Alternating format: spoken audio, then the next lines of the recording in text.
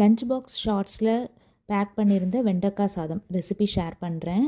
இதுக்கு ஒரு வாணலியில் 2 டீஸ்பூன் எண்ணெயில் கடுகு, சீரகம், கடலைப்பருப்பு, வரமிளகாய் இது நல்லா பொரிஞ்சதும் ஒரு பெரிய வெங்காயத்தை நறுக்கி சேர்த்துருக்கேன். 2 பல்லு பூண்டு அதை நல்லா வதக்கி விட்டுக்கலாம். கண்ணாடி பதத்துக்கு வந்த உடனேயே நறுக்கி வச்சுருக்க வெண்டைக்காவை அதில் சேர்த்துடலாம்.